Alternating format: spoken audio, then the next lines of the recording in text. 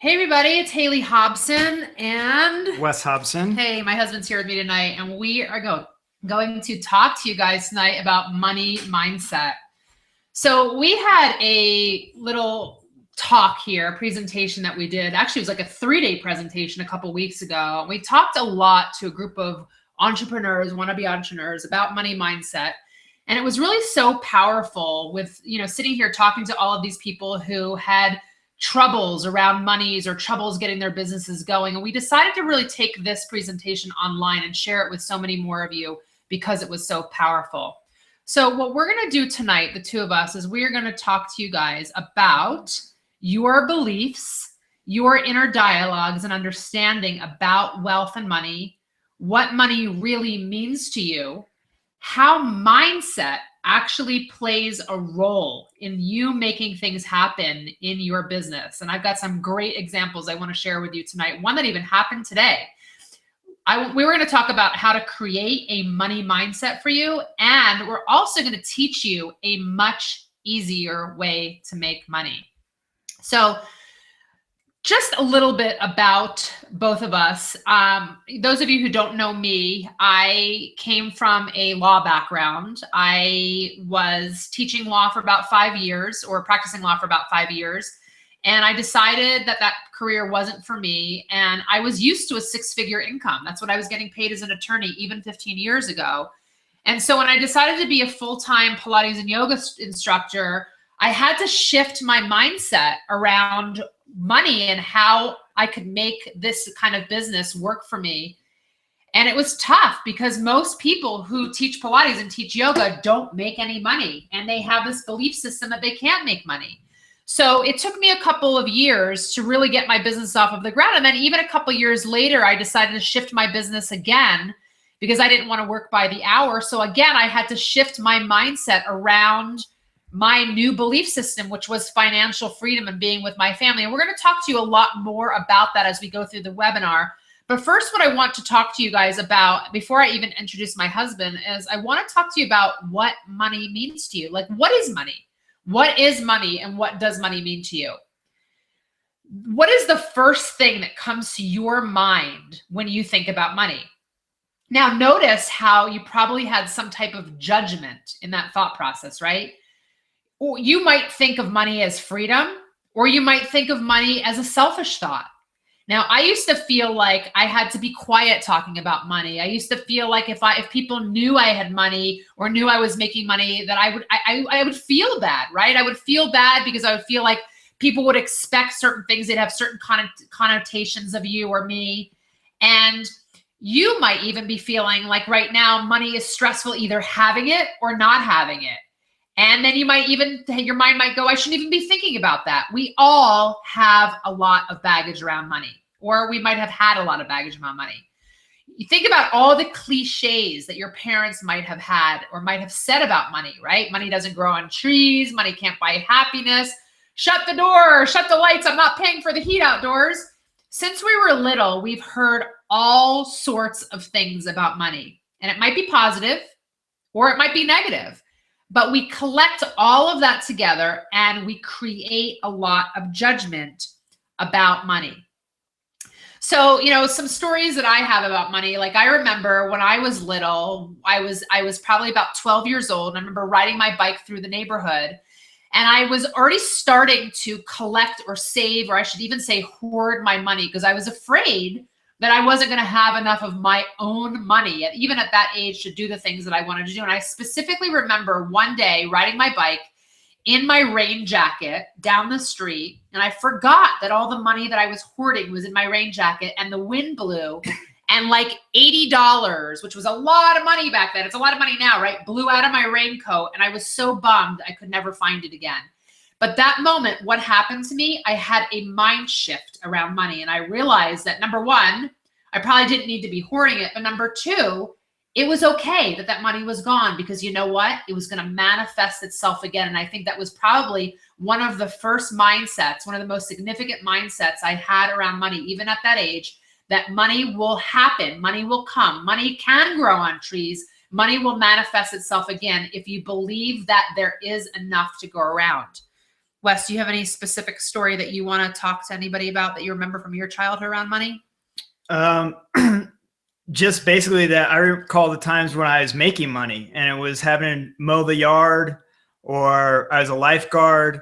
And that meant a lot to me because I was making my own money and it gave me a lot of confidence because I didn't have to rely on my parents or anything in order to use that money to buy things that I wanted to buy. That was the important thing for me. Yeah, and one of the things that I also felt like I wanted to do right from, my early teenage years is I wanted to work. I wanted to make sure that I was always making my money. And because I knew and I was capable of working, I had jobs as babysitters, I had jobs as waitresses, I had jobs of restaurant management. I had all kinds of jobs before I got to law school. And because I always knew I could make my own money, because I knew I was capable of it, I actually never had fear around money.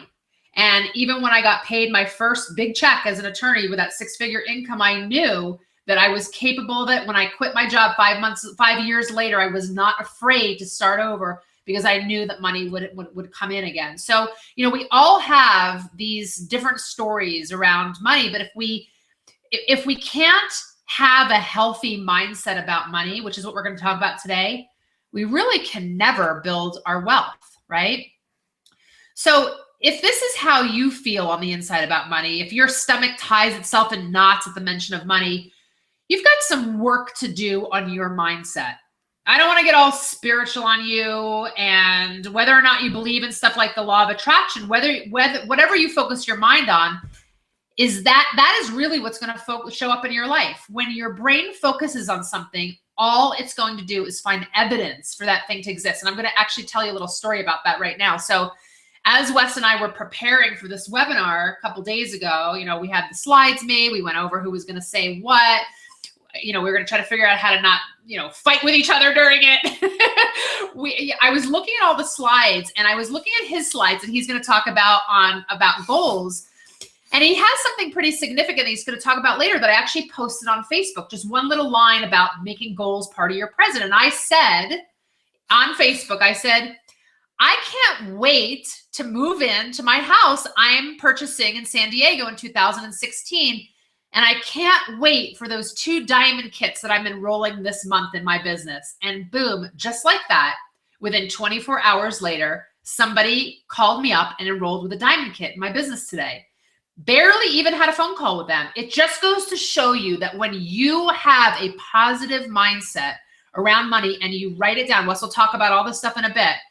When your brain focuses on something, all it's going to do is find evidence for that thing to exist. So you have to have or stop, depending on the dialogue, you have to start or stop your dialogue, your inner dialogue about money, right?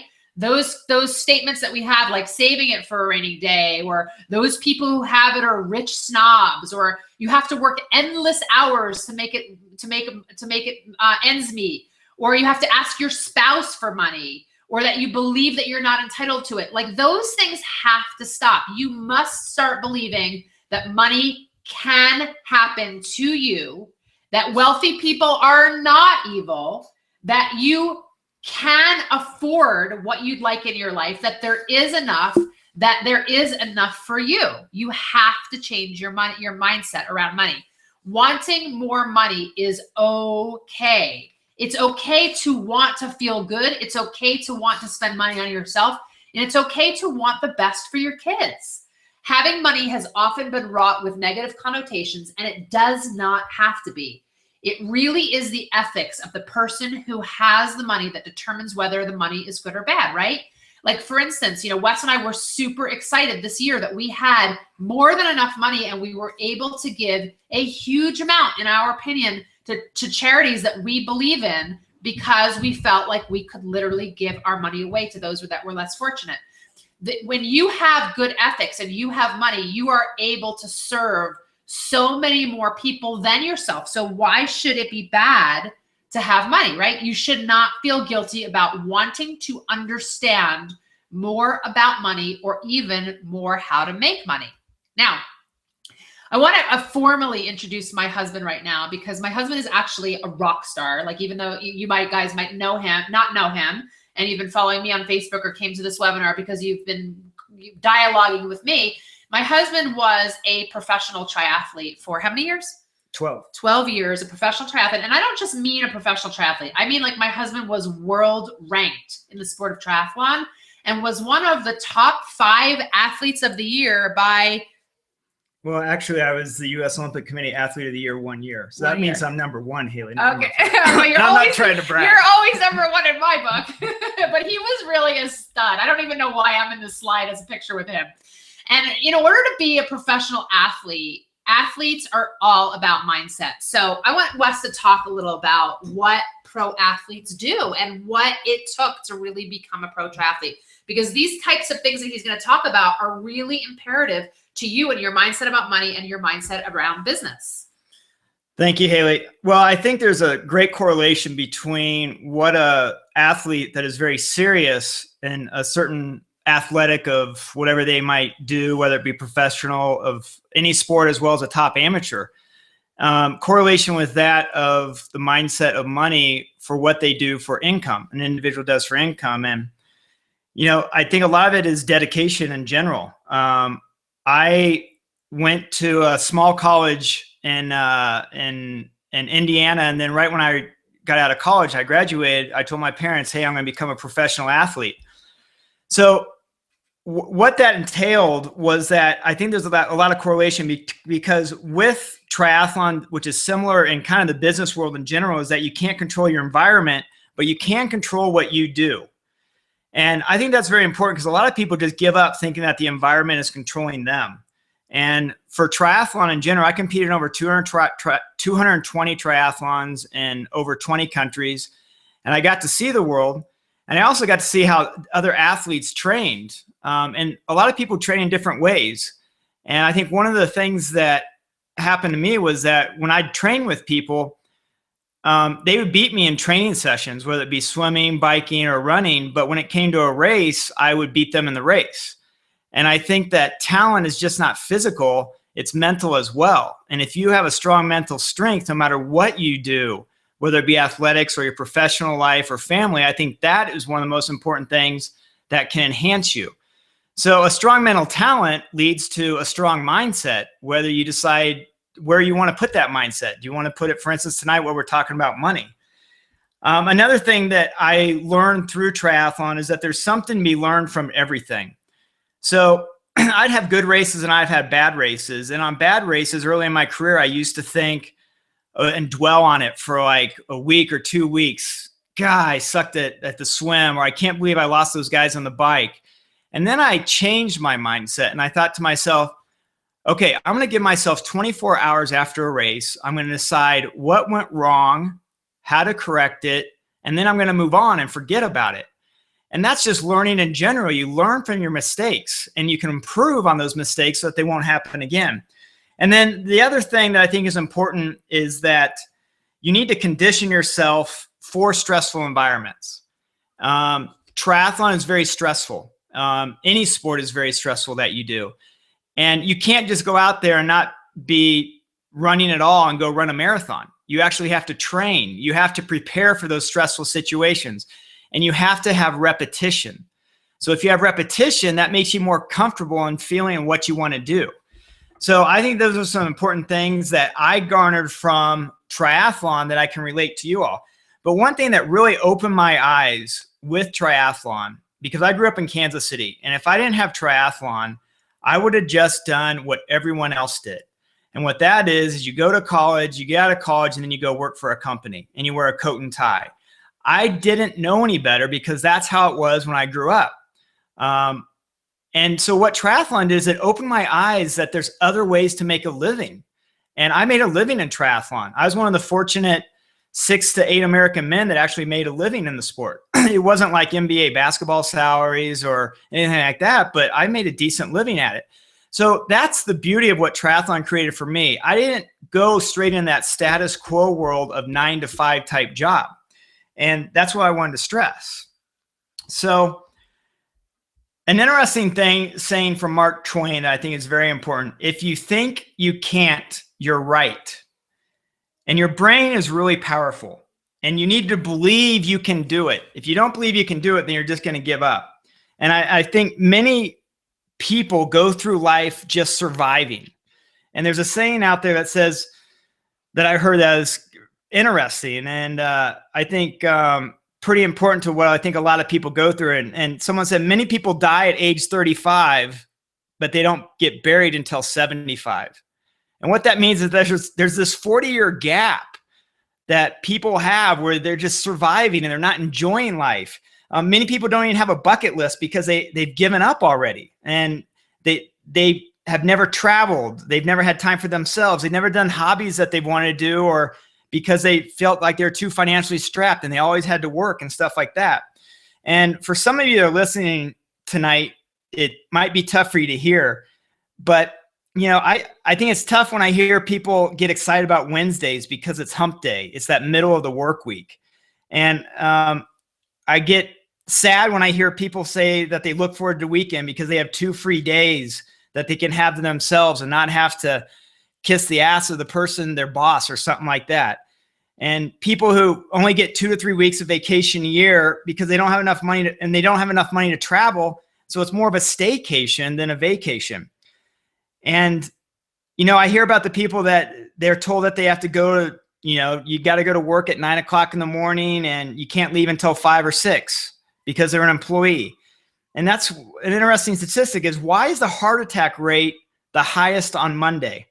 It's actually 35% higher. You're more likely to have a heart attack 35% more on a Monday. It's pretty simple. It's because people are going to work, and typically most people don't want to go to work. I mean, many people think that they have to have their jobs, but they pray that they don't get fired because they have to survive. Is that how we want to live in life? Is that the right money mindset that we have? They have to pay their mortgage, their school payments, their credit card bills, their car payments, bills upon bills upon bills. And that's not the mindset that we have.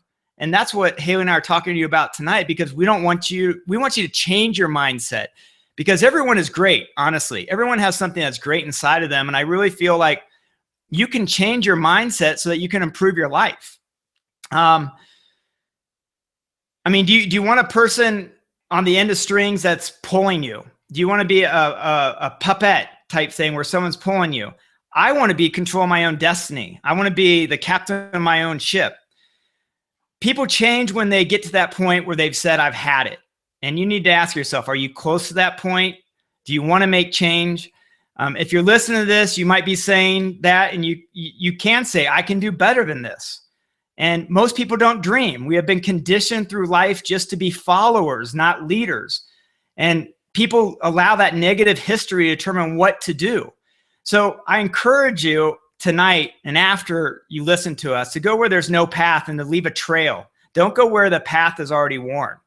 And that's important because I want you guys to think about this. This is money mindset that we're talking about. And these things hopefully will help rearrange the direction of where you want to go in your life. And personally, I want you to ask I want you to ask yourselves, what do you want?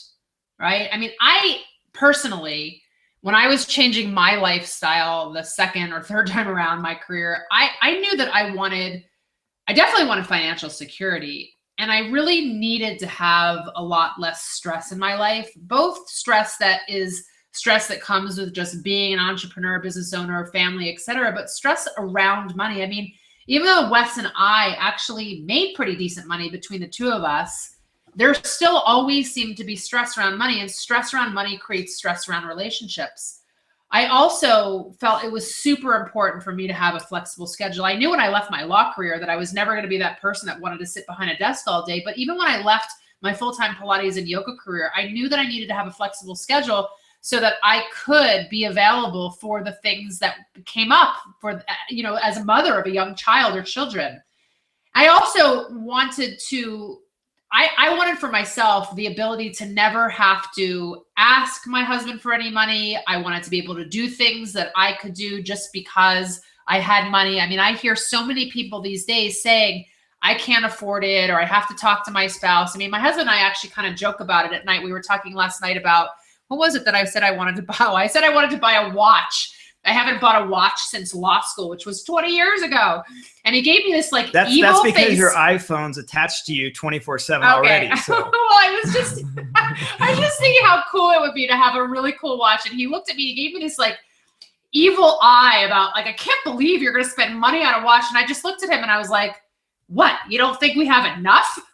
I mean, it just feels good these days. And to be honest, I don't even know whether I'll buy a watch or not, but it just feels good to be able to know that if I do want to buy a watch, I can buy a watch. It felt good this weekend that I was able to take my daughter, the one that you see in this picture, my 5-year-old, out to shopping. And even though all her clothes, we had plenty of money to buy her clothes, but even though all her clothes had stains from paint or food or literally cuts in them or holes in them, my mom was yelling at us when we went home a couple weeks ago, like, can't you bathe and clean your daughter? Can't you afford to buy her clothes that don't have holes in? It felt good to be able to spend a few $100s on clothes for her and know that we didn't have to stress about it. No, it was going to show up on my credit card statement and I didn't have to stress about it. So I believe that, for me, flexible schedule, financial security, reduce stress, living life with a purpose, and having opportunity and experiences for my kids, for my family, with my husband were a priority to me. So Wes is going to talk to you a little bit about, what is your why? What's a priority for you? Well, I mean, how do we get this brain across the finish line? That's the key thing, because we want to change your mindset so that the brain is leading to victory. And how you live your life is your state of mind. Your mind controls how you feel. When you wake up in the morning and you say to yourself, I'm going to have a great day or I'm going to have a bad day, that's your mind talking, and that's going to determine what your day's like if you say that enough.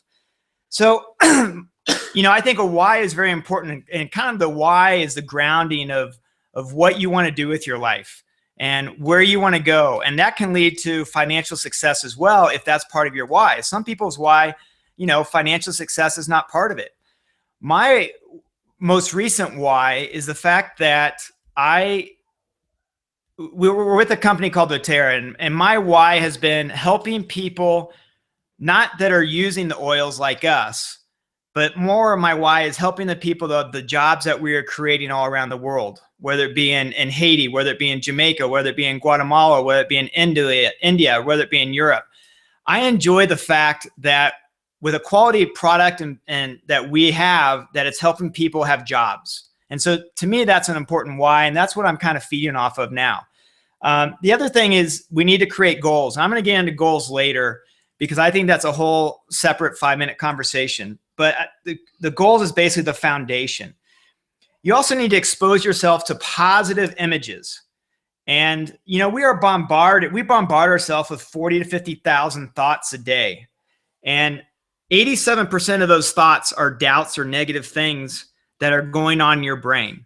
So we need to change that. And one of the best ways to change that I've found is to read positive books and to listen to positive things on through the internet or through the radio or through your iTunes or something like that. Listen to other speakers talk about positive things, because that can help change your mindset in, dare I say, a positive way. I coach some people, and what I've been trying to do is get them to understand that they can be great. And I was talking to one of the people that I mentor today, and he's doing very well. He's very successful in the business, but he's like, Wes, I can just feel it. I can feel what's going to be happening over the next month or two. And that's because we changed what's going on in his mind. And now he has all these positive thoughts instead of these doubts that he had earlier. Another thing is that you need to upgrade your relationships. You need to separate yourself from people who don't have goals and dreams. Why do we want to be around people that don't have those goals and dreams? They're only going to pull us down. There was an MIT study that was done where you earn within $2,000 to $3,000 of your closest friends. So if you're earning a lot of money right now, hey, that's great. But if you want to earn more money, you might have to change your friends. And that's what I talk about, upgrading your relationships. You want to separate yourself from people who don't have those goals and dreams. That will rub off on you. It's what people call a mind virus, because it's just a virus that gets in your head. You want to think about your current relationships you have and see what the attitude is with these people. Is it positive, Or is it people that will be negative? And every time you bring something up, that a goal or something that you want to do, they're going to nitpick and they're going to talk about how you can't do it. If that's the case, you want to try to upgrade those relationships.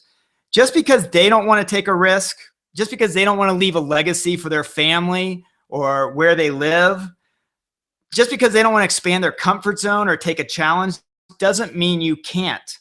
So you want to align yourself with those who you can learn from. If you're the smartest one in your group, then you need a new group. Align yourself with people who have assets, people that you can learn from. I mean, if you hang out with 9 broke people, most likely you're going to be the 10th broke person. So you want to focus on, it's kind of like you want to focus on living, not the obituary. And I think that's very important because people are like, oh, guess who died today? In my case, I don't care who died today because I'm focused on living. I'm changing my mindset. So give up who you have been and find that person that you want to become. You want to talk to yourself. You want to stay on top of it. You don't want to be a volunteer victim. There's a lot of people that say, woe is me, and they blame everything. They make every excuse about what other people are doing, other things that have caused them not to achieve success. And you want to change that attitude. The fifth thing that I encourage you to do to help change your mindset is to get an accountability partner or a coach. A story that I had in triathlon is I was doing really well as a triathlete. And in 1996, I had one previous coach in my career, but I thought I knew more than he did. So in 1996, I trained on my own. I did my own type of training, which sure enough, I dug myself in a hole and I had chronic fatigue for that year, which still resonated for the next couple years. And I realized that I needed a coach. Even though I was at the top of the sport or close to the top of the sport, I didn't know everything. I needed a sounding board. So a great thing about a coach is that they can't be a sounding board. A great thing about an accountability partner is that it's someone that you've told what you're going to do. So you're more likely to do it, but it's also the accountability partner can come back to you and say, hey, how are things going? So I'd encourage you to do that. Let me tell you also, changing your mindset, trying to improve your income, it's not easy. If it was easy, then we wouldn't be giving this seminar because no one would need to listen to it. But because it's a challenge, there are less people that are willing to do it, which provides more rewards for those who do it. And to me, it's definitely worth it. So it's like fighting for territory. Once you stop fighting for that territory of improving your mindset and becoming more positive, what you don't want will actually automatically take over. So you got to think about it that way. So what you guys need to do is you got to get really clear on what you want to create. Really, really clear. What does it look like to be in the life that you want to live? And I'm actually going to encourage you to actually stop right now and grab a piece of paper. And I'm going to give you a minute. Like seriously, we'll pause. And I want you to write out your vision for you and your family. Here are the questions that I want you to write down or answer for yourself. What does your schedule look like? This is going to take longer than a minute, sweetie. Well, they can just make some notes. Honestly, how much time do you spend working? What happens on your summer vacations? Where do your kids go to school? What do your holidays look like? What does being a mom or a dad or a business owner or a sister or a daughter or a friend, what does your life look like? And that can be something that I encourage you to maybe not answer right away, but to actually spend a lot of time thinking about, to visualize yourself being in certain positions. So what is your passion, you guys? What do you want for your family? Do you want health? Do you want wellness? Do you want to be a mom or a dad? Do you want to run your own business? What kind of business do you want to run? What would you do with your time if finances weren't a concern? Like literally, what would you do with your time if you did not have to make money? Don't you want to be able to still do that now? When you're not concerned about your finances, you can freely live your purpose. And what I mean by that is if you said to me, what would you do if you didn't have to work, Haley? I might say, well, I get up, I brush my teeth, I take a shower, or maybe I'd go work out, come back, make some lunch, or go out to lunch with a friend. Then what if I said to myself, well, What if I didn't have to brush my teeth? What if somebody did it for me? What if somebody combed my hair for me? What if somebody worked out for me? What if somebody actually ate for me so that I didn't have to put nutrition into my body? Like they did everything for me. What would I do with my time? That's a big, huge question, right? Well, what I would do with my time myself personally is I'd hang out with people because I like to talk to them and I like to solve people's problems. Like I'm a problem solver. I'm a person who likes to solve people's problems. So I guess if I didn't have to make any money, if I didn't even have to stay in shape, if I didn't have to eat well, I would probably just want to solve people's problems. So what does your life look like? What do you really want? And what is it that you say you want, but you aren't even doing yet? So then you have to ask yourself, how badly do you really want it then? Like, why are you in your business or your life? Why do you want to make money? What is your mission, your purpose? What are you willing to do to get there? What kind of blood, sweat, tears, commitment are you willing to put forth in order to make your why, your big question, your why happen? Because I'll tell you something. If your why doesn't make you cry, you don't have a why. And if you aren't sweating blood and tears to get it, you're not working hard enough, right? I know there are many people out here that are on this webinar tonight because you have a vision. You really would like to make things happen for yourself, but you're stuck. You're in fear. You can't move. You're immobilized and you don't know how to make it happen. And you've got to change your mindset so that you can for yourself. So let's talk a minute about goals. Wes, do you want to talk about goals? Sure. Yeah, I mean, helping change your mindset is definitely having goals. And, you know, there's dreaming and then there's goals. And the dreams are what you want. The dreams are what on that previous slide that we did, the previous two slides, what you really have thought or you're going to spend some time about thinking about. And then the goals are those action steps to achieve your dreams. Now, the purpose of goals, I think, are several things. One is to keep yourself on track. I consider them like guardrails. We live in Boulder, Colorado, and I do a lot of road bike riding. So I'm up in the mountains a lot. And there are times where I'm glad there have been guardrails that keep me from going over the edge. And so the guardrails keep you from like going off the cliff. Goals also help give yourself direction in both your athletic and your personal and your professional life. It helps decide on where you are going. And it gives yourself a chance to reach your potential. I mean, if you don't have goals, then how can you determine what success is? To me, goals is like maximizing your activity and your energy of what you're doing each day and each week. It's like having a ship with a rudder instead of a ship without a rudder. Because if you have a ship without a rudder, you're most likely going to go in circles, or you're not going to go in the direction that you really want to do. Goals also help measure results, that they create a tangible and a concrete evidence for you so that you know where you've been. And when you're talking about goal setting, there's a difference between long-term goals and short-term goals. And you have to write your goals down. The difference between long-term and short-term is the short-term goals are the baby steps that help you achieve that big goal that you have on the end.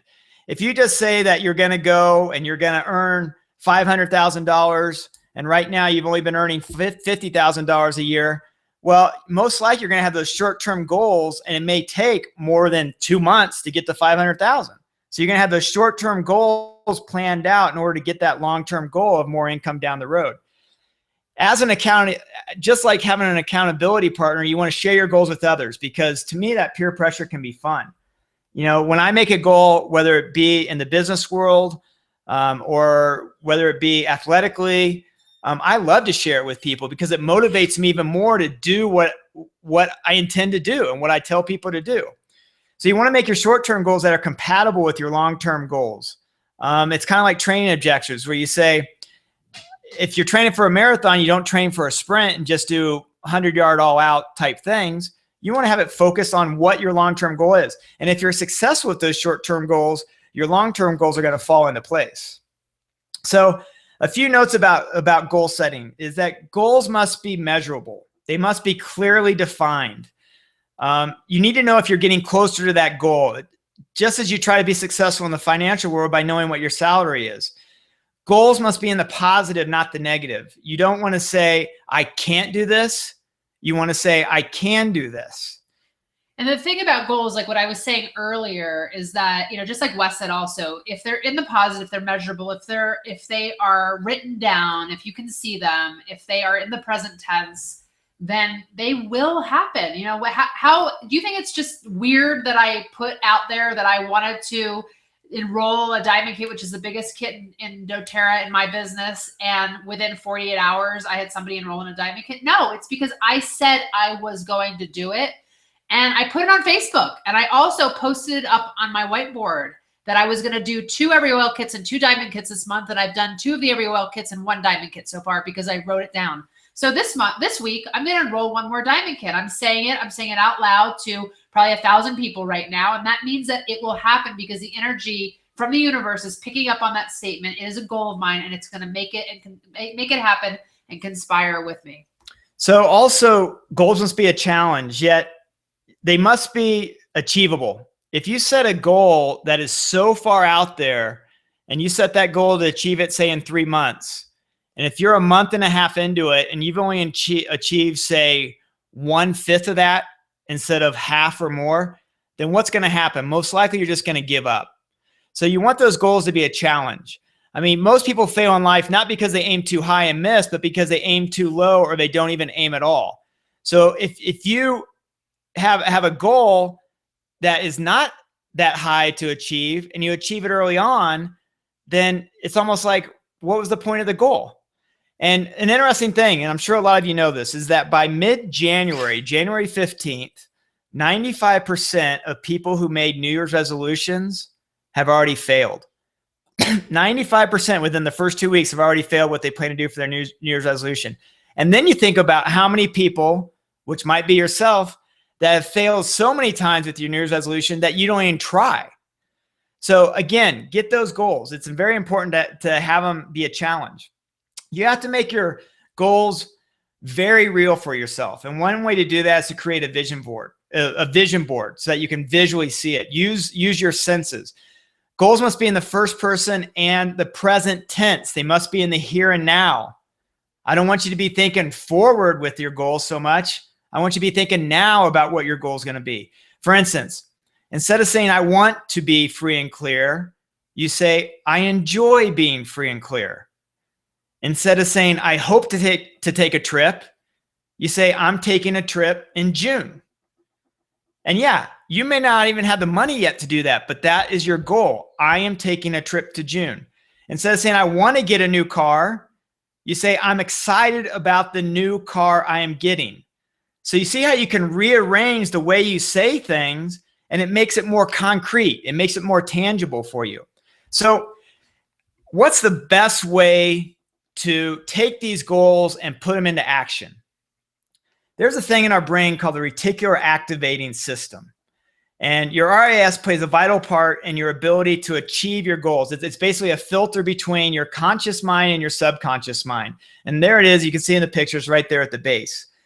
So your mind is a machine. You must program your mind for success. You can change your mind and be successful. If it's in the negative, you can change it to be in the positive.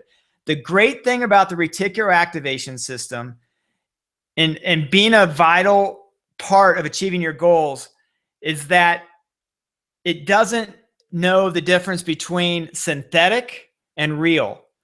Meaning there's real things that happen and it gets censored in your brain.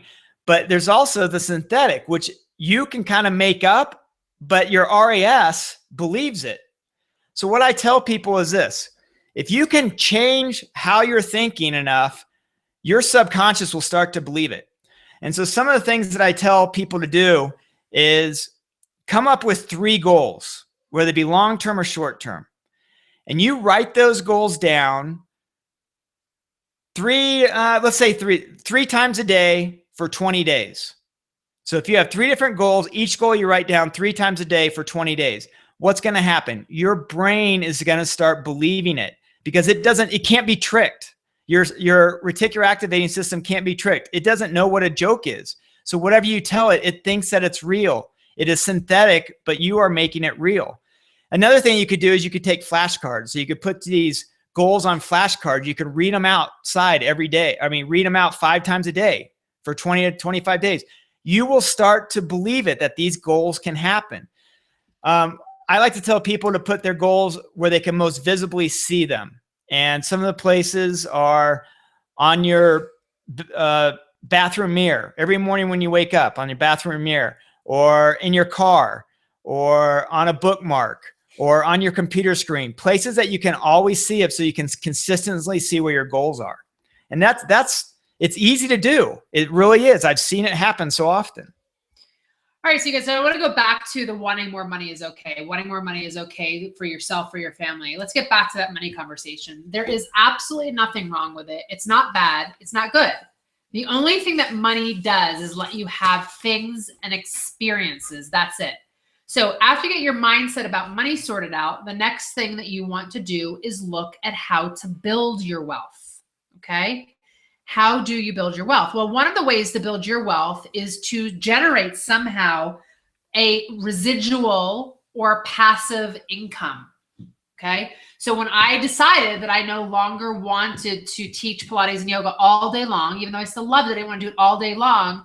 And I knew that I was not going to be able to work by the hour, for the rest of my life. I had to figure out how could I bring in money that was going to allow me to literally make it while I sleep. And, some of the things that I did were I've done a whole bunch of yoga and Pilates videos that you can buy online at Yoga Download. I've written a book, and actually a book and an ebook, and they're both available on my website. I've written tear pads so people can teach classes on essential oils.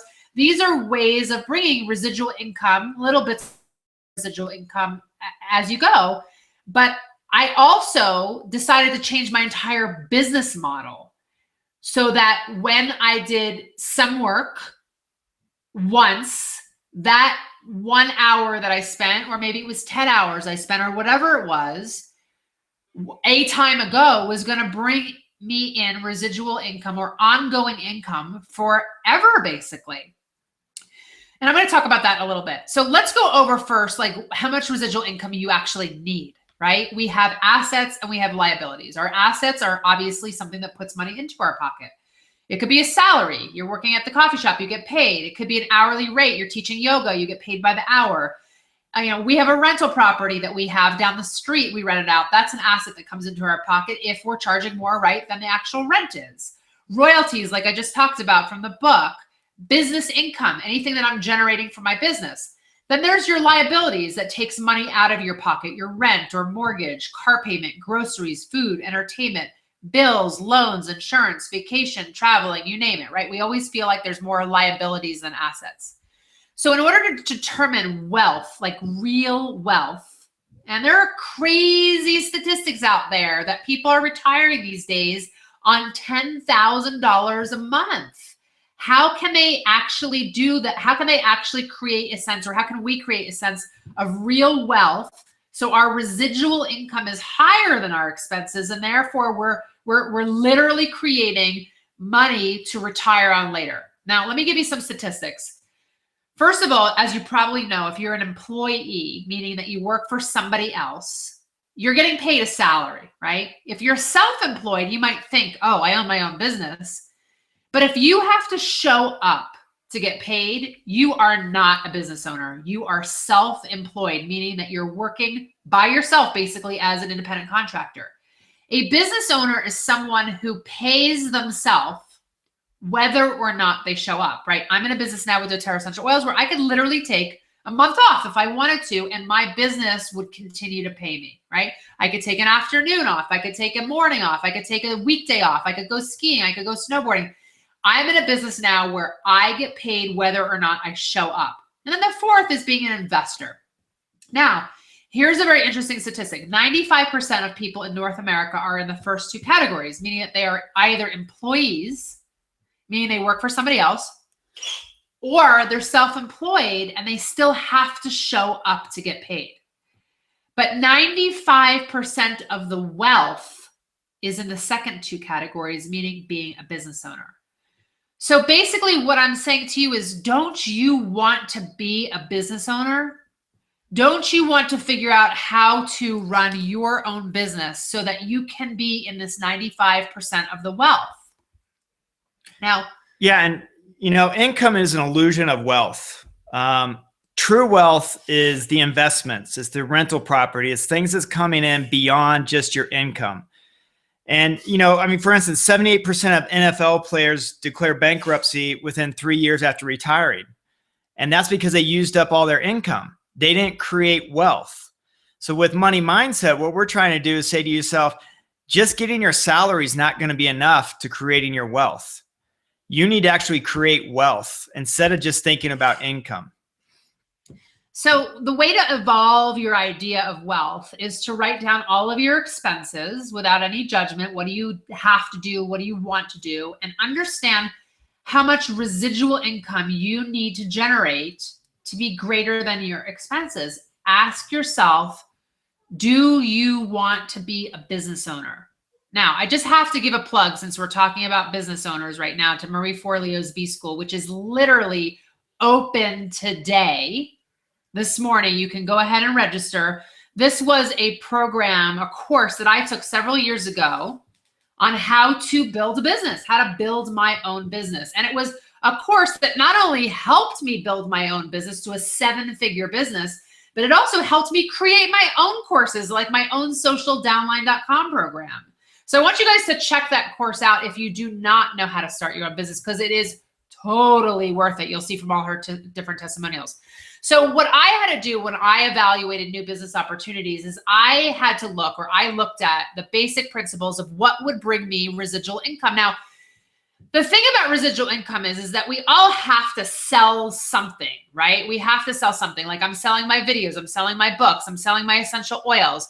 So we need to sell or share. I call it sharing because I don't really like to be a hard seller. But I want to do is share something that somebody wants, that they'll need and they'll want over and over and over and over again. And the best product to sell is something that's unique and highly consumable that people will invest in. For me, it was my essential oils, right? I knew in my mind that we are on just the cusp of a holistic boom in our world right now. People wanting to be healthier, wanting holistic healthcare, wanting natural healthcare, wanting to get toxins out of their bodies, off of their skins, etc. So I knew that I was part of what is a growing trend. Now, the other thing that you'll have to ask yourself is, what kind of credentials or credibility does the company that you're going to go with or you're going to start have? Okay, this was a lot of research that I did. And I personally, with the company that I went with doTERRA, I knew that they were completely debt-free. I knew that their oils were the purest oils on the market. And I also learned quite a bit about the owners and the executive team, and I felt really comfortable. So do your research. The other thing that you have to understand is what the risk is of the business that you're going into. For me, with my business, since it was a network marketing business with essential oils, I knew that my risk was simply the purchase of my product. That is it. I didn't have to invest anything. I know people who've invested $20,000, $50,000, $500,000 in businesses, and all I had to invest was whatever product I wanted to build my business. So for me, that was a huge plus, and those were principles that I looked at. And how long does it take for some of those people who invest that much money to actually get money coming back? Well, some of them never get their money back. I know it takes a while, yeah. 2 years, or the businesses even fail. So what I want you guys to do is I want you to figure out what your passion is. And for me, it was health and wellness. So if health and wellness is a passion to you and you're looking at turning it into a full-time career, full-time business, maybe you too should look at distribution models like network marketing or affiliate programs, right? There's a lot of different ways to distribute product. We can go to storefront, we can go to direct sale, we can go to telemarketing, internet sales, network marketing. And I personally, after all the research that I've done, and I'm obviously a living testimonial about it, I believe that network marketing was the best model out there. And I want to give you guys a couple of facts about network marketing while I'm on that topic. Network marketing increases by millions of dollars a year. And there are an estimated 2013 retail sales of $32.67 billion for direct selling, up 3.3% in the US and 31.63 billion in 2002. That is huge. The US market alone increase of 3.3% in 2013 continues to be an upward trend that began after 2009 and brought the industry to a record high. Yeah, I just want to say that the traditional business model is broken. I mean, typically in our parents' generation or people that were in their 60s, they experienced the fact that they went to college, they got out of college, and they went and worked for a company for 40 years, and then they got a pension. And then they got their gold watch. Well, nowadays, that's broken. The employer, the company, has no loyalty towards employees anymore in general. Yeah, there's some companies that are great, but in general, companies have to go with where the bottom line is because they have to keep their stock price a certain way. So the loyalty there is no longer there. And you know what? It's not, it's reverse as well. The employees are not nearly as loyal to companies as they used to be in the past. If they found something better, they typically would move on to a different company. So that traditional business model where we feel there's security in a company once you start there and that you're going to be there for life, you're going to be a lifer, you're going to have 6 weeks of vacation after 25 years, that's going or almost gone. And part of the reason is technology has also corrupted the traditional business model. It's allowed people to be more entrepreneurial. And it's allowed businesses who have employees not to need as many employees. So again, it goes back to you all. Do you want to be someone that is a survivor and just trying to survive and always worried about that next round of layoffs that might be happening? Or do you want to take a challenge and say, you know what? I want to live my life. I want to do things on my bucket list. And I want to expand my comfort zone so that when I die, I feel like I've achieved so many things in life instead of just saying to myself, wow, I'm glad I didn't work one more day while you're sitting in the grave. So I want to tell you guys a little about my network marketing company, just as an example. Some of you are probably on this presentation, probably already are in the same company, but I want to talk to you about this one because these are the types of criteria that I want you guys to look for when you are looking for business opportunities yourself. Like, you want to make sure that the company that you're with is a leading manufacturer of the product that you're in. Like, I knew that doTERRA was a leading manufacturer of essential oils. I knew that it was one of the leading companies in the field of holistic and therapeutic health and nutrition. I knew that they had multiple product lines and everything was pure. I knew that everything was plant-based, and I knew they had a huge product line.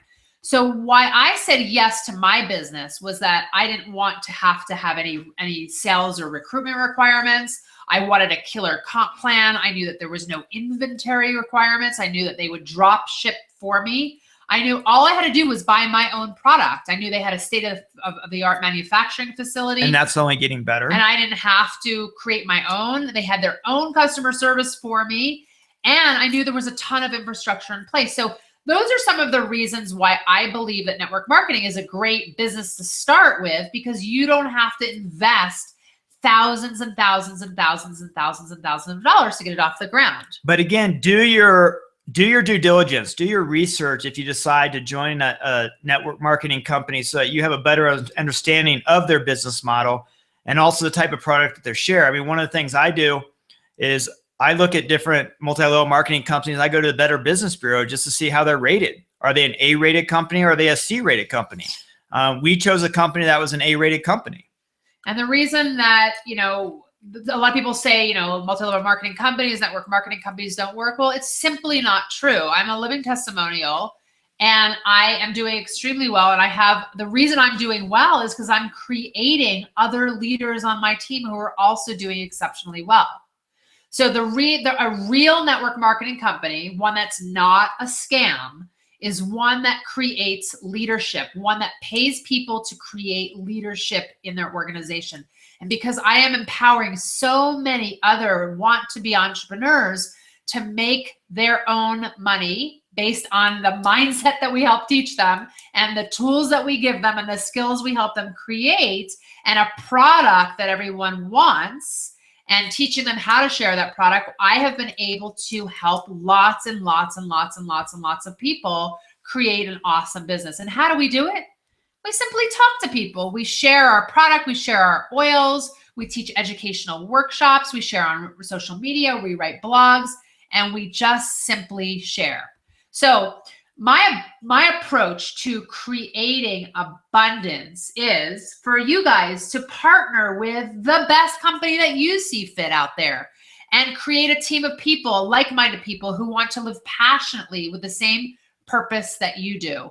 I utilized every tool that I could find. I created more. I have them for my team now. We have tons of trainings, live events, and other resources to help you grow. And to sum it up, we have a unique consumable product, highly consumable. Everybody's waking up about holistic healthcare these days. We're part of a growing trend, and network marketing is one of the biggest, the best, fastest growing businesses out there. And all you have to do to get started in a business like mine is simply purchase an enrollment kit of the product you want, or simply sign up with a $35 fee, which is, by the way, tax deductible, and commit to be trainable. So if you're interested in this business yourself, definitely contact me, or you can just go right to my website, haleyhobson.com/get-started-doTERRA, or go to the person who sent you to this webinar themselves. So I've got some questions to leave you guys. What does wealth mean to you? Who is it that you want to work with? Is it time to make a change? What is important to you? Is it cash flow? Is it being a business owner or an employee? And what are the risks of the business that you want to go into? And if you're interested in starting your own business, you better check out B-School. And I've got a bonus for you right now. B-School is amazing. It will definitely teach you how to do a business. We've got some free video training for you. You don't even have to sign up for the whole program. You can just do some free video training. So make sure you go to my link, bit.ly/Haley's B-School. That's Hayley with an S, Haley's B, the letter B, school. And if you do decide that you would like to get trained, that go through Marie Forleo's B-School, I'm actually going to help you and mentor you through the entire program personally. I'm also going to give you a stress less kit because you might be stressed out as you're starting your new business, with a couple of my favorite oils, including Balance, Clary, Calm, and Citrus Bliss. I'm going to give you a book that I wrote that I learned how to write while I was in B-School, My Hip Guide to Living a Healthy and Abundant Life with Essential Oils. I'm going to give you the network marketing guide that I created. It's 7 steps to building a powerful home-based business completed by me. I'm going to give you a new mini ebook that I created that will outline everything you need to rock your network marketing business. I'm going to give you my new branding quick sheet, how to stand out from everyone else. I'm going to give you my new 6-figure webinar series, which we're in the middle of creating right now. We're going to have a telesummit in April. And we're going to start that 6-figure mom web series in May. And free access to my yoga and Pilates classes on Yoga Download. A new guide to being a, what I call mompreneur. And I'm also going to mentoring you weekly. I'm going to be doing a weekly call with you, a live Q&A every week during B-School, so that you can pick my brain and I can help you get through B-School and start your own business. So if you want to register for B-School, here it is. Register for the free video training at the bit.ly/Haley's B-School. Then you can register for B-School now because it's live and on sale today. And then you get to receive your bonuses from me, my B-School bonuses. So Wes and I thank you so much for getting on board with us tonight. Wes wants to say something before we finish. Well, I just want to ask you that you need to ask yourself, and you'll probably ask yourself, the decisions you've made 2 to 3 years ago are probably putting you in the position where you are now. And most likely the decisions you make now are going to affect you where you're going to be in 2 to 3 years. So you need to ask yourself, where do I want to be 2 to 3 years from now? Do I want to be where I am right now, or do I want to make a change? And Haley's provided some excellent avenues to help make that change. And we encourage you to make that change because life is too short to just be an employee. Change that attitude, get out of just surviving and start living. Thanks you guys so much for coming on to this money mindset webinar with us tonight. We really want you to be able to change your mindset and create a life of abundance and wealth and happiness. If you need to contact me, you can always go to my website, HaleyHobson.com, my Facebook page, Haley Hobson Health Coach, where I give tons of tidbits on health and wellness and wealth. And you can visit my Twitter or Pinterest page as well. Haley Hobson is my Twitter handle. Pinterest is Haley Hobson 69. All right. So have a great evening, everyone, and we'll see you online.